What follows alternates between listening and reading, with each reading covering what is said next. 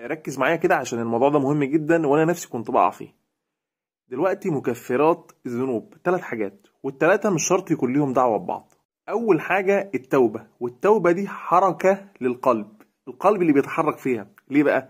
لان فيها ندم على الذنب، واقلاع عن الذنب، وعزم على عدم العودة للذنب. فكلها حاجات قلبية ربنا عز وجل اللي يعلمها.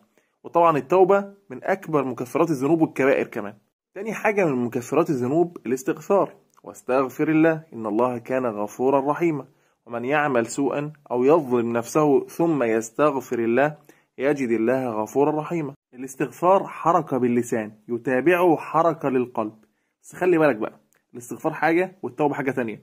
يعني مش شرط إن أنا علشان أستغفر أتوب أو العكس. مش معنى إنك ما توبتش إنك ما تستغفرش. دي حاجة ودي حاجة تانية، ده عمل وده عمل تاني. والأكمل إن الاتنين يكونوا مع بعض. تالت حاجة الأعمال الصالحة. عندي ذنب ما تبتش منه وما استغفرتش، ده ما يمنعنيش إن أنا أعمل أعمال صالحة. إن الحسنات يذهبن السيئات ذلك ذكرى للذاكرين.